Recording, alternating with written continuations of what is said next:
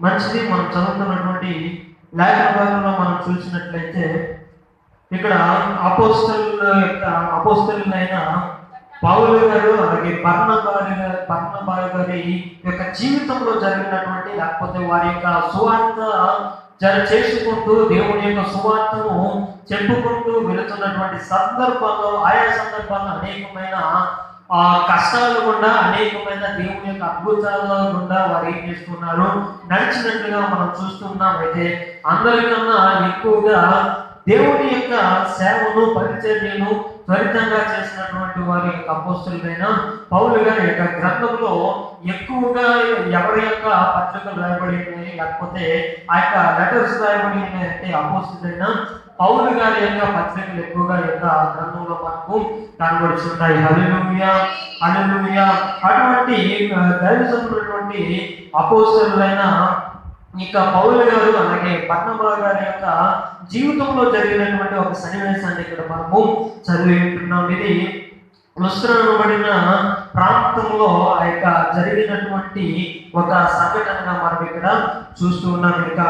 ఇక అపోస్తల కార్యగ్రంథము 14వ అధ్యాయము మనం చదువుకున్నాం. 14వ వచనం నుంచి 18వ వచనం వరకు మనము చదువుకున్నటువంటి లేఖన భాగాన్ని మనం పరిశీలించినట్లయితే ఇక్కడ సందర్భం అంతా జరిగినటువంటి ఆయన తదాంగం అంతా మనకు కనబడుతుంది. వీరు ఎప్పుడైతే లుస్త్రాకు వెళ్ళి అక్కడ ఏం చేస్తున్నారంటే బలహీనమైన పాదములు కలిగినటువంటి ఒక పుట్టినది మొదలుకొని వాడు ఎలా ఉన్నాడంటే కుంటివాడిగా ఉన్నటువంటి ఒక వ్యక్తిని అంతవరకు ఎంతో మందికి చూపించుంటారు లేకపోతే ఎన్నో రకాలైనటువంటి ట్రీట్మెంట్లు తీసుకుని ఉంటున్నాడు. కానీ పుట్టుక నుంచి కుంటివాడైనటువంటి యొక్క వ్యక్తిని ఎవరు కూడా తన యొక్క పరిస్థితిని ఏం చేయలేకపోయారు, మార్చలేకపోయారు. అయితే దేవుడి యొక్క నడిపింపు ద్వారా ఈ యొక్క బర్నబా గారు అలాగే పౌలు గారు ఏం చేస్తున్నారంటే ఆ యొక్క లుస్త్రాలో దేవుడి యొక్క పరిచర్య చేయడానికి ఏం చేస్తున్నారు, ఆ యొక్క గ్రామంలో వెళ్ళుతున్నారు. ఎప్పుడైతే వెళ్ళున్నారో అక్కడ జరిగినటువంటి యొక్క కార్యం ఏంటి అంటే ఈ యొక్క పుట్టినదులు మొదలుకొని పుట్టువాడైనటువంటి యొక్క వ్యక్తి ఎవరైతే ఉన్నారో ఆ యొక్క పరిస్థితి నుంచి ఆ యొక్క పుట్టితనం నుంచి ఆ యొక్క బలహీనత నుంచి పౌలు యొక్క బర్నబా గారు ఏం చేస్తున్నారు, ప్రార్థన చేసి దేవుని యొక్క మహాశక్తి చేత వారిని ఏం చేస్తున్నారు, స్వస్థపరిచి ఉంటున్నారు. అయితే అక్కడ ఉన్నటువంటి ప్రజలు యొక్క కార్యాన్ని చేస్తున్నారు కదా, ఎంతవరకు అటువంటి కార్యాన్ని ఎవరు కూడా తమ యొక్క జీవితంలో చేసినట్టు కానీ చూసినట్టు కానీ ఎక్కడ కూడా వారు వినలేదు. అయితే ఎప్పుడైతే యొక్క దైవజనులు ఆ యొక్క ప్రదేశంలోకి వెళ్ళి ఎంతటి గొప్ప కార్యం చేస్తున్నారో వారు అనుకున్నారంట దేవదూతలు 12వ మనం చూసినట్లయితే దేవతలు మనుష్య రూపములో తాచి మన యొద్దకు దిగి వచ్చి ఉన్నారని వారు ఏమనుకున్నారంటే కేకలు వేసి వారిని బర్నబాకు ద్విపతి అనియు పౌలు ముఖ్య ప్రసంగికుడు అయినందున అతనికి హెర్మే అని పేరు పెట్టింది. హల్లెలూయా. అలాగే కింద చూసినట్లయితే పట్టణములకు ఎదురుగా ఉన్న ద్విపతి యొక్క పూజారి ఎడ్లను భూదండలను ద్వారముల యొద్దకు తీసుకొని వచ్చి సమూహముతో కలిసి బలి అర్పింపవలనని ఉండెను. హల్లెలూయా హల్లెలూయా. ఎప్పుడైతే యొక్క లుస్త్ర ప్రజలు ఆ యొక్క కార్యాన్ని చూస్తున్నారో ఆ యొక్క అద్భుతాన్ని చూస్తున్నారో దేవతలు మనిషి రూపం దాచి యొక్క లోకానికి వచ్చేస్తున్నారు కనుక ఎంతటి గొప్ప కార్యం చేయడం మనుషులకు దేవుడికి అలాగే దేవదూతలకు తప్ప ఇంకెవరికి సాధ్యం కాదు. కనుక దేవదూతలు ఇక్కడికి వచ్చేసారు కనుక ఇప్పుడు మనం వీరికి ఏం చేద్దాము, ఈ యొక్క గుడి కట్టి లేకపోతే వీరిని సన్మానించి దేవతలకు ఎన్ని రీతిగా అయితే పూజలు చేస్తారో వీరికి కూడా చేద్దాం అనేటటువంటి ఒక తలంపుతో ఆ యొక్క వస్త్రాల్లో ఉన్నటువంటి పూజారి గారు ఏం చేశారంట, ఎడ్లను భూదండలను ఇంకా బలి ఇవ్వడానికి ప్రతి ఒక్క సామాగ్రిని ఆయన వారు సమకూర్చేసి ఇంకా వీరిని దేవుళ్ళుగా మార్చేయడానికి వారు ఏం చేస్తున్నారు, సిద్ధపడిపోతూ ఉన్నారు. అప్పుడు అపోస్తలుడైన పౌలు గారు అలాగే బర్నబా గారు యొక్క విషయం జరిగి వారి యొక్క బట్టలు చింపుకొని అయ్యలారా మేము కూడా మీలాంటి మేము కూడా మీ స్వభావము వంటి స్వభావము గల నరులమే. హల్లెలూయా మీరు ఈ వ్యర్థమైన వాటిని విడిచిపెట్టి ఆకాశమును భూమిని సముద్రమును వాటిలో ఉండు సమస్తమును సృజించిన జీవము గల దేవుని వైపు తిరగవలని మీకు స్వార్థ ప్రకటించుతున్నాము. వారేమంటున్నారు అంటే, మేము ఈ యొక్క కార్యములు చేసింది మా యొక్క చేతితో కాదు, మా యొక్క బలంతో కాదు, కానీ ఈ యొక్క భూమిని ఆకాశాన్ని ఈ యొక్క సమస్తము సృజించినటువంటి దేవుని యొక్క మహాశక్తి ద్వారా మేము ఏం చేస్తున్నాము, ఈ యొక్క కార్యములు చేయగలిగి ఉన్న కనుక మేము మీ వంటి మనుష్య స్వభావం గల వారమే, కానీ మేము ఖచ్చితంగా ఏం కాదు, దేవుని వంటి వారు కాదు, దేవతల వంటి వారు కాదు, మేము మీరు చేయాలనుకున్నటువంటి పూజకు మేము అర్హులము కాదు అని వారు తగ్గించుకుని వారికి స్వార్థను ప్రకటించడం వారు మొదలుపెట్టి ఉన్నారు. ఈ లోకంలో చూసినట్లయితే మనుషులు ఏం చేస్తూ ఉంటారు అంటే సెల్ఫ్ బూస్టింగ్, అంటే వారిని వారే మనుషులకు కనుపరుచుకోవాలని చేస్తూ ఉంటారు. తద్వారా దేవుడి యొక్క నామం ఏం చేయబడుతుంది, దూషించబడుతుంది. అనేకులు ఏం చేస్తున్నారంటే ఆ ప్రాంతాలని ఈ ప్రాంతాలని స్వస్థత ప్రాంతాలని ఇవి అవి పెట్టి ఏం చేస్తున్నారంటే వారి యొక్క పేరు పైకి రావడానికి, వారి యొక్క పేరు ప్రబలం అవడానికి, వారు మనుషుల్లో ఒక స్థానాన్ని సంపాదించుకోవాలని ప్రయాసపడుచు ఏం చేస్తున్నారంటే మనుషులను తప్పుదారి పట్టిస్తున్నారు. అయితే స్వస్థతలు లేవా, దేవుని యొక్క కార్యాలు లేవా అంటే ఖచ్చితంగా దేవుని యొక్క కార్యం ఉంది. అయితే ఈ యొక్క కార్యము జరిగినప్పుడు మనుష్యుడు గణపరచవలసింది ఎవరంటే దేవుడిని మనుషుడు ఏం చేయవలసి ఉన్నాడు, గణపరచవలసిన వాళ్ళు ఏంటున్నాడు, దేవుడిని గణపరిచే విధంగా ప్రతి వారిని మలచడము ఆయా భక్తులకు, లేకపోతే దేవుని యొక్క కృపావరము పొందిన వారికి బాధ్యత ఉంటుంది. అయితే ఆ యొక్క బాధ్యతను విస్మరించి లేకపోతే బాధ్యతలు పక్కన పెట్టి వారు దేశంలో లేకపోతే మనుషులకు కనబడవలని కార్యములు చేస్తున్నారు. కనుకనే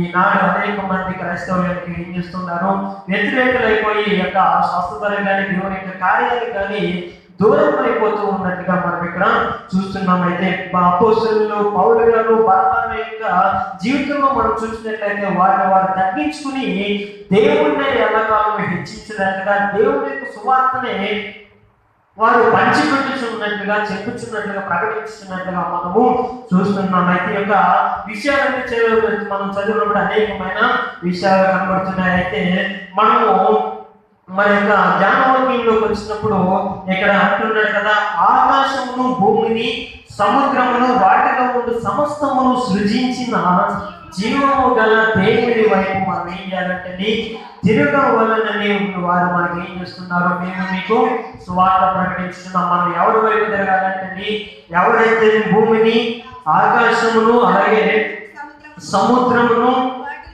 వాటిలో ఉన్నటువంటి సమస్తమును సృజించిన జీవము గల దేవుడి వైపుకు మనం ఏం చేయాలంటే తిరగవలసిన వారు అంటున్నాం. వ్యర్థమైన వాటిని అక్కడ దేవుని లేఖనంలో అక్కడ సంబోధించబడి ఉంటుంది. వ్యర్థమైన వాటిని తెచ్చి ఇష్టానుసారమైనటువంటి నడవడిని విడిచి మన ఇష్టానుసారమైనటువంటి యొక్క లోక దేవతను విడిచిపెట్టి ఎవరైతే సృష్టికర్త ఉన్నాడో సృష్టం ఆరాధించడం మానేసి సృష్టికర్త వైపు మనం ఏం చేయాలంటే తిరగవలసిన వారు అంటున్నాం. ఆయన పైన మనం దృష్టి ఇచ్చవలసిన వారు అంటున్నాం. ఆయన పైన మనము నమ్మిక ఇచ్చవలసిన వారు అంటున్నాం. ఆయన్నే మనం ఆధారం చేసుకోవాల్సిన వారు అంటున్నాం. హల్లెలూయా హల్లెలూయా. ఈ యొక్క లోకంలో ఉన్నటువంటి ధర్మాలు కానీ మనుషులు కానీ లేకపోతే ఇతర వేటిని కానీ మనము ఆధారం చేసుకోలేక వ్యర్థమైన వాటి మీద మన యొక్క మనసు ఉంచక దేవుని పైన మనం ఎప్పుడైతే మనసు ఉంచుతామో ఖచ్చితంగా దేవుడి ఎడల నుంచి మనకు ఏం చేస్తూ ఉంటాయండి, ఆశీర్వాదాలు వచ్చేటటువంటి అవకాశం ఉంటుంది. మనం ఎప్పుడైతే ఈ యొక్క లోకము వైపు తిరుగుతున్నామో వ్యర్థమైన వాటి మనము మనసు ఉంచుతున్నామో మన యొక్క భక్తి జీవితం నుంచి ఆత్మీయత నుంచి మనం ఏం చేయబడుతున్నాం, తప్పిపోతున్నాం. కనుక దేవుని యొక్క సహాయం నుంచి మనం ఏం చేస్తున్నాం, తొలగిపోతున్నాం. దేవుని యొక్క సహాయాన్ని మనము అందుకోలేకపోతున్నాం. కనుకనే మీరు అంటున్నారు కదా, మీరేదో కార్యాలు చేసేసరికి ఈ యొక్క లుస్త్రా ప్రజలు అందరూ ఏం చేస్తున్నారంటే విగ్రహారాధనకు వారి యొక్క మనసును తిప్పుకోవడానికి వ్యక్తమైన వాటి యందు ఆ యొక్క కార్యం ఎవరి ద్వారా జరిగిందో తెలుసుకోకుండానే దేవుని యొక్క శక్తిని ఆశ్రయించకుండానే దేవుని గురించి ఇంకా లోతైనటువంటి మరణాలు తెలుసుకోకుండానే ఏదో గుడ్డెలు చేలో పెట్టినట్టుగా వారి యొక్క పరిస్థితి ఉంటున్న కారణం చేత పౌలు భక్తులు యొక్క భక్తులు సెలవుతున్నారు. అయ్యారా మేము కూడా మీ వంటి స్వభావం గలవారమే కనుక మీరు చేయగలిగినటువంటి పూజకు మేము అర్హులం కాదు, దేవుడే ఆ యొక్క పూజకు అర్హుడు, దేవుడి యొక్క కార్యాన్ని జరిగించినాడు కనుక మనం ఏం చేయాలంటే ఆయన వైపు తిరగవలసిన వారు అంటున్నాం. ఎందుకంటే మన యొక్క పరిస్థితిని మార్చగలిగినటువంటి దేవుడు ఆయన అంటున్నాడు, మన యొక్క భవిష్యత్తును మార్చగలిగినటువంటి దేవుడు ఆయన అంటున్నాడు కనుక ఆయన సమస్తము సృష్టించి తన యొక్క మాట ద్వారా సమస్తము కలుగజేసి తన యొక్క మాట ద్వారా సమస్తము నడిపించుతున్న దేవుడు కనుక ఆయన మాట ద్వారా ఏదైనా కూడా సాధ్యమని మనము నమ్మవలసిన వారు అంటున్నాం. హల్లెలూయా, హల్లెలూయా.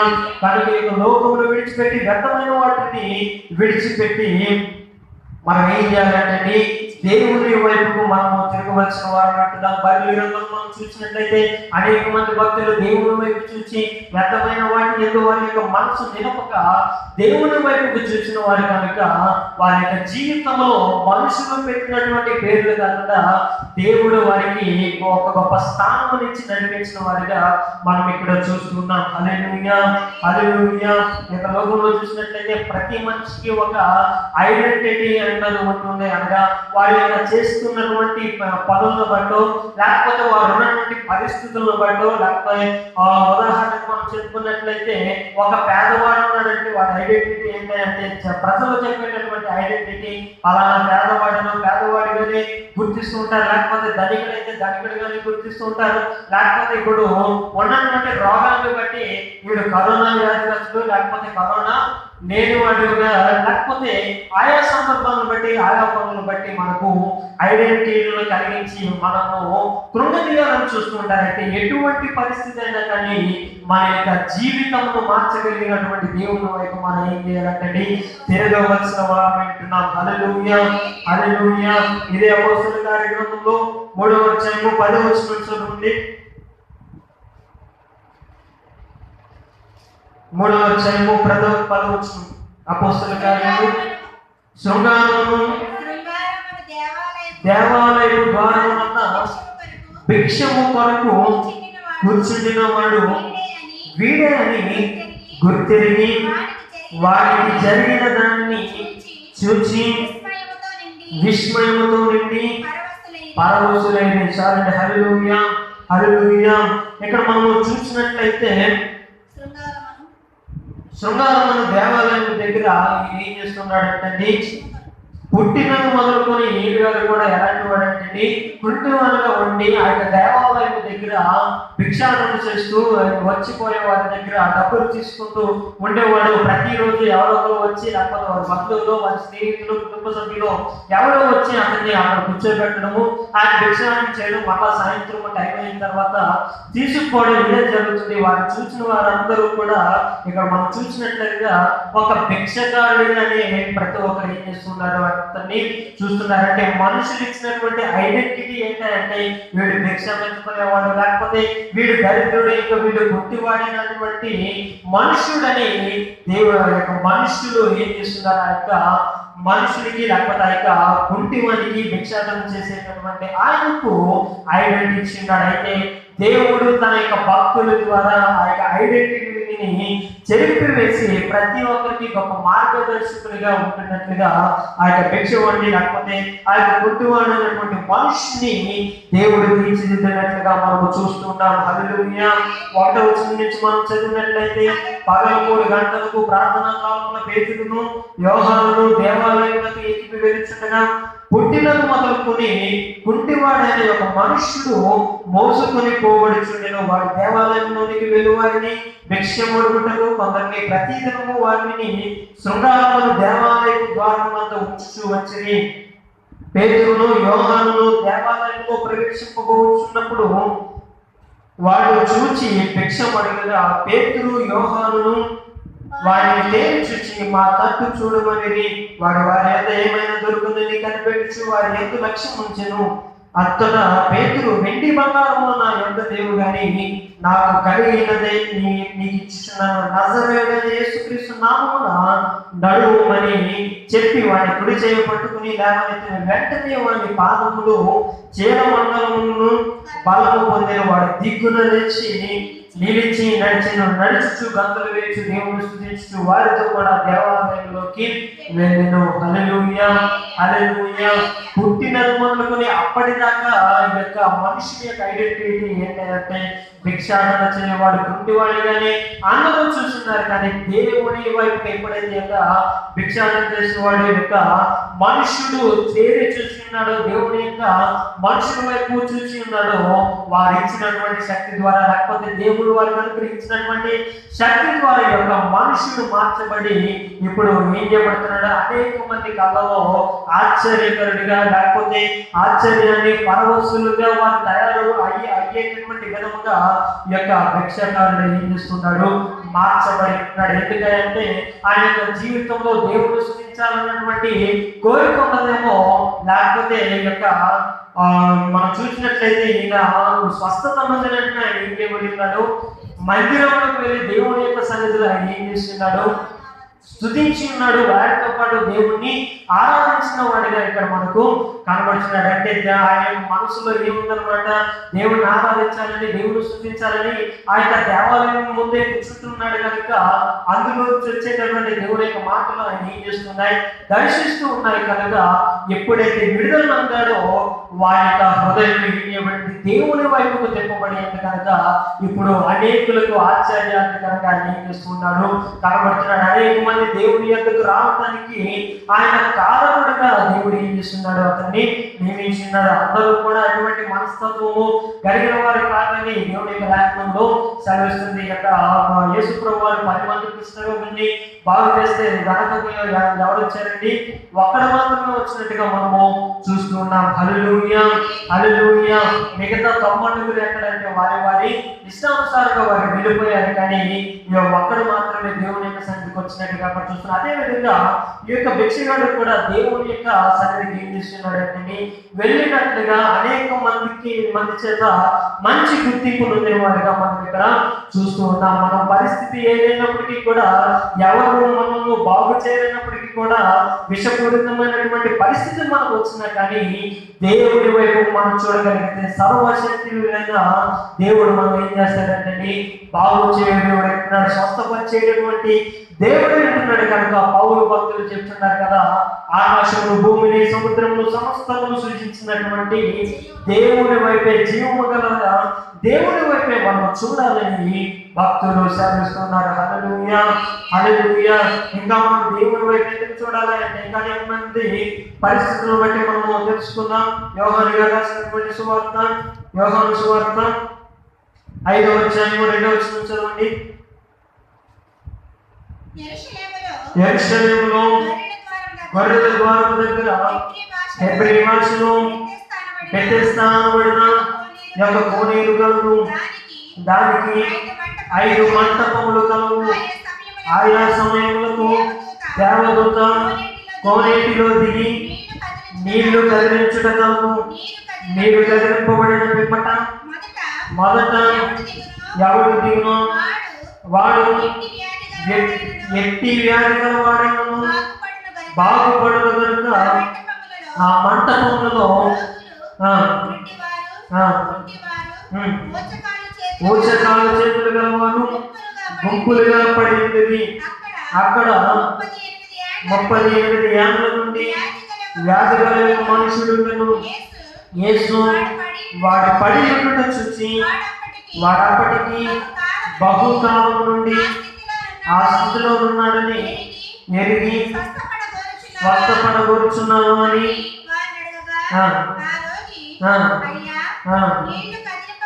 నీళ్లు కదిలింపబడినప్పుడు నన్ను దీక్షకు నాకు ఎవడు లేడు కనుక నేను వచ్చినంతలో మరి ఒకరు నాకంటే ముందుగా దిగునని ఆయన ఉత్తరం ఇచ్చును. యేసు నీవు లేచి నీ పరిగెత్తుకుని నడుమని వారితో చెప్పగా వెంటనే వాడు స్వస్థత నుండి తన పరుపెత్తుకొని నడిచిన. చాలండి, హల్లెలూయా హల్లెలూయా. అనేక దినముల నుండి ఆయన ఏం చేస్తున్నాడంటే అక్కడే పడి ఉంటున్నాడు. ఎవరు కూడా సహాయం చేయలేనటువంటి పరిస్థితిలో ఆ యొక్క వ్యక్తి, ఆ యొక్క గోచరాల చేతుల్లో కలిగినటువంటి ఆ యొక్క వ్యక్తి ఆ యొక్క ప్రదేశం అంటే పడి ఉంటున్నాడు. అయితే అక్కడ జరుగుతున్నటువంటి కార్యం ఏంటంటే ప్రతిసారి దేవదూత ఏం చేస్తూ ఉంటుంది, వచ్చి ఆ యొక్క నీరును కదిలిస్తూ ఉంటుంది. ఆ యొక్క నీరును కదిలించినప్పుడు ఎవరైతే ముందుగా దాంట్లో మునుగుతారో లేకపోతే దాంట్లో వెళ్తారో వారు ఏం చెబుతున్నారు, స్వస్థత ఉంటున్నారు. ఈయనైతే చూస్తూ ఉన్నాడు ప్రతిరోజు ఆ యొక్క దేవదూత రావడం, ఆ యొక్క నీటిని కదిలించడం. ఈయన వెళ్ళాలనుకునేసరికి వారు ఎవరో ఒకరు వచ్చి దిగి స్వస్థత నుండి వెళ్ళిపోవడం ఇలాగే అనేక సంవత్సరాల నుంచి జరుగుతుంది. అయితే చివరికి దేవుడు ఏం చేస్తున్నాడు, యేసు ప్రభువు ఆ యొక్క మార్గం కూడా వెళ్తూ అతనిని దృష్టించి స్వస్థపరిచినట్టుగా మనం ఇక్కడ చూస్తున్నాం. ఆయన అంటున్నాడు కదా, ఎవడు కూడా నన్ను సహాయం చేయవాడు లేడు, ఎవడు కూడా నన్ను పట్టించుకునేవాడు లేడు, ఎవడు కూడా ఆ యొక్క దేవదూత వచ్చి ఆ యొక్క నీరు కలిపినప్పుడు నన్ను దింపి నా యొక్క స్వస్థత చూడవలనని ఎవరు కూడా కోరుకోలేనటువంటి పరిస్థితుల్లో నేను ఉన్నానని యేసు ప్రభువు వారి దగ్గర ఏం చేస్తున్నాడు, తన యొక్క బాధను వ్యక్తపరుస్తున్నట్టుగా అక్కడ మనము చూస్తున్నాం. అయితే దేవుడు ఆయన కనుకరించి ఉన్నాడు కనుక ఆ యొక్క పరిస్థితి నుంచి ఏం చేస్తున్నాడు, ఆ యొక్క విడిపించినట్టుగా స్వస్థపరిచినట్టుగా ఆయన ఏం చేస్తున్నాడు మనం అక్కడ చూస్తున్నాం. మన యొక్క జీవితంలో కూడా ఆయన వైపుకు తిరిగితే ఎవరు యొక్క లోకంలో మన వెనకలు ఉన్నా లేకపోయినా, ఎవరు మనం అర్థం చేసుకున్నా పట్టించుకోకపోయినా, విడిచిపెట్టినా కానీ దేవుని వైపు తిరిగితే ఆయన తోలనాడు వాడు కానీ తొలసివేవాడు కాడు. కానీ మన దగ్గరకు పిలిచి ఆయన హత్తుకుని మనకు కావలసినటువంటి క్రియలు ఆయన ఏం చేస్తాడంటే కార్యములు చేయగలిగినటువంటి దేవుడు అంటున్నాడు. హల్లెలూయా హల్లెలూయా. అలాగే ఈ యొక్క మార్కు సువార్త 10వ అధ్యాయంలో మనం చూసినట్లయితే అక్కడ ఒక విషయం మనకు కనబడుతుంది. చదవండి.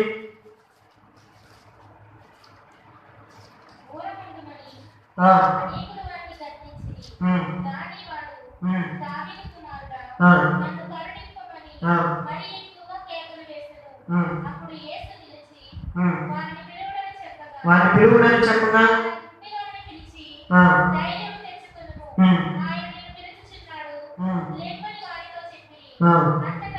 అంతటా వాడు బట్టను పారవేసి దిగ్గున లేచి యేసు వద్దకు వచ్చెను. చాలండి, హల్లెలూయా హల్లెలూయా. ఇక్కడ మనం చూసినట్లయితే ఒక గుడ్డి భిక్షగాడు కనబడుతున్నాడు. ఈయన ఏం చేస్తున్నాడంటే యేసు ప్రభువు ఆ యొక్క దారికి మార్గం గుండా వెళ్తున్నట్టు గ్రహించి దావీదు కుమారుడా నన్ను కరుణించమని కేకలు వేయటము మొదలు పెట్టినాడు. ఆ యొక్క స్వరంలో ఉన్నటువంటి ప్రభువు ఏం చేస్తున్నారు, అనేక మంది ఆ యొక్క స్వరాన్ని వింటున్నారు కానీ ఎవరు కూడా ఆయనకి సహాయం చేయడానికి దగ్గరికి రావడం లేదు. ప్రభువారు వచ్చారని చేసి అందరూ ప్రభువారిని చూడడానికి వెళ్తున్నారు కానీ దేవుని యొక్క మహత్యాన్ని, ప్రభువారి యొక్క గొప్పతనాన్ని, ఆయన స్వస్థపరచగలిగినటువంటి దేవుడని తెలిసి ఈ యొక్క మహోన్నతుడు మన యొక్క ప్రాంతం కూడా వెళ్తున్నాడని అనేక మంది చూడడానికి వెళ్తున్నారు కానీ ఈ యొక్క మనుషులు మాత్రం ఏం చేయలేదు.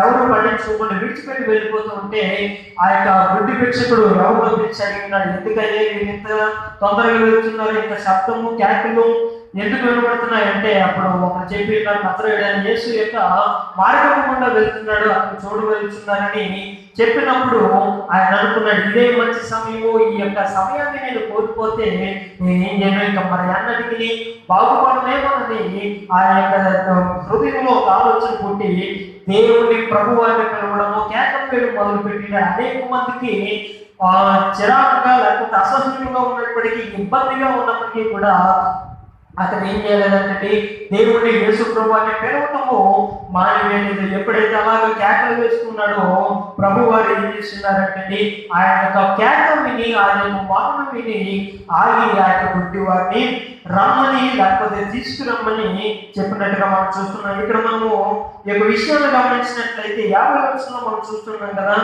అతడు బట్టను పారవేసి దిగ్గున లేచి యేసు వద్దకు వచ్చిన ఆయన ఏం చేస్తున్నాడంటే బట్టను పారవేస్తున్నాడు. ఎందుకయ్యా ఆ యొక్క బట్టను పారవేసి దిగ్గున లేచి ఉన్నాడని బట్టలు పారవేస్తున్నాడని అక్కడ చెప్పినాడంటే ఆ కాలంలో ఆ యొక్క భిక్షాటన చేయడానికి కూడా ఒక అర్హత కలిగి ఉండాలంటారు. ఏం కలిగి ఉండాలంటే భిక్ష మెచ్చుకోవడానికి కూడా అర్హత కలిగి ఉండాలంటే ఎవరు పడితే వాళ్ళు భిక్ష మెచ్చుకోవడానికి లేదు. లేకపోతే ఆ యొక్క ఉన్నటువంటి పెద్దల ద్వారా ఈ యొక్క మీరు ఏం చేయబడాలి, భిక్ష మెచ్చుకోవడానికి వారు ఏం చేయబడాలి, అర్హత కలిగి పర్మిషన్ పొందితేనే వాళ్ళు ఏం చేసుకోవచ్చు, భిక్షాటన చేయొచ్చు. లేకపోతే ఆ భిక్ష మెచ్చుకోవడానికి కూడా పర్మిషన్ లేకపోతే ఎవరు కూడా ఆ యొక్క పని కూడా చేయకూడదంటే ఎవరైతే అర్హులై ఉంటారో వారికి మాత్రము ఒక బట్ట ఇచ్చి ఏం చేసుకుంటారు, పంపిస్తుంటారు. అదే బట్టను వారు కింద వేసుకుని కూర్చోడానికో లేకపోతే పడుకున్నప్పుడు కప్పుకోవడానికో నానా విధంగా ఆ యొక్క బట్టను వారు ఏం చేసుకుంటారు, వాడుకుంటారు. అంటే ఇక్కడ బట్టను పారవేశాలంటే ఇంకా నేను ఈ యొక్క పని నాకు అవసరం లేదు, భిక్షాటన చేయాల్సినటువంటి అవసరం నాకు లేదు. ఎందుకంటే నా దేవుడు నన్ను ఖచ్చితంగా ఏం చేస్తాడు, స్వస్థపరచగలిగినటువంటి దేవుడు. నా యొక్క దేవుడు నా యొక్క స్థితిని మార్చగలడని నమ్మి ఉన్నాడు కనుక దానికి సాదృశ్యంగా తన యొక్క బట్టను ఏం చేస్తున్నాడు, పడవేసి దిక్కులు లేచి దేవుని యొక్కకు వెళ్ళినట్టుగా మనం అక్కడ చూస్తున్నాం. ఎటువంటి పరిస్థితి అయినప్పటికీ కూడా దేవుని యొక్క మన యొక్క దృష్టి నిలిపిన వారు అయితే మన యొక్క పరిస్థితిని మార్చి ఇంకా అటువంటి పరిస్థితి మన జీవితంలో ఎక్కడికి రాకుండా ఆయన తీర్చిదిద్ది గొప్ప స్థానంలో నిలబెట్టేటటువంటి దేవుడే ఉంటున్నాడు. హల్లెలూయా, హల్లెలూయా. యాకోబు గారిని కూడా మనం చూసినట్లయితే ఆయన యొక్క జీవితం ద్వారా ఆయన యొక్క ఐడెంటిటీ ఏంటంటే మోసగాడని, దొంగని ఒక ఐడెంటిటీని యాకోబు గారు కలిగి ఉంటున్నాడు. అయితే దేవుడు దర్శించడం ద్వారా ఇశ్రాయేలు అని ఆయనకి ఏం చేస్తున్నాడు, పేరును మార్చడం ద్వారా మరలా దేవుడు యాకోబుని ఏం చేస్తున్నాడంటే ఆశీర్వదించినట్టుగా దీవించినట్టుగా మనము చూస్తున్నాం. కనుక అపోస్తలుడైన పౌలు గారు, బర్నబా గారు ఆకాశమును, భూమిని, సముద్రమును సృష్టించినటువంటి దేవుని వైపు మనం ఎందుకైనా చూడాలి అంటే ఆయన మాత్రమే మన యొక్క స్థితిగతులను ఎరిగి ఉన్నవాడు కనుక, ఆయన మాత్రమే మనం విడిపించగలిగిన సమర్థుడు కనుక, ఆయన మాత్రమే మన యొక్క స్థితిగతులను మార్చగలిగినటువంటి సమర్థుడు కనుక మనం ఏం చేయాలంటే దేవుని వైపు తిరగవలసిన వారు అంటున్నా. ఎన్ని కష్టాలు వచ్చినా, ఎన్ని నష్టాలు వచ్చినా, ఎన్ని శ్రమలు వచ్చినా, ఎన్ని ఇబ్బందులు వచ్చినా కానీ ఆయన వైపే మనం తిరగగలిగిన వారు అయితే యొక్క లోకమును జయించి లోకము పైన అధికారిగా దేవుడు మనం ఏం చేస్తాడంటే నిలవబెట్టేటటువంటి దేవుడు ఉన్నాడు. కనుక వ్యర్థమైన వాటిని విడిచిపెట్టి వ్యర్థమైన వాటికి మనకు సమయాన్ని వేచించక దేవుని యొక్క సన్నిధికి రావడానికి మనం ఎప్పుడైతే మన మనసు నిలుపుతామో, దేవుని వైపు చూడటానికి మన యొక్క సమయాన్ని నిలుపుతామో, అప్పుడు దేవుని యొక్క కార్యము మన యొక్క జీవితంలో జరిగి మన స్థితిగతులన్నీ మార్చి గొప్ప విడుదల నుంచి నడిపించేటటువంటి దేవుడు ఉన్నాడు. కనుక అదే రీతిగా దేవుడి వైపుకు మనం అందరము తిరిగి ఆయన ఆశ్రయించి ఆయన ఇచ్చేటటువంటి వేరులు ప్రతి ఒక్కరు పొందాలని కోరుకుంటే మాట్లాడుతున్న దేవుడి యొక్క లేఖనము దీవించుగాక. ఆమేన్. అందరూ కళ్ళు మూసుకొని మోకరించి కళ్ళు మూసుకొని ప్రార్థన చేద్దాం. అపోస్తలుడైన పౌలు గారు అంటున్నారు కదా, ఆకాశంలో భూమిని సృజించినటువంటి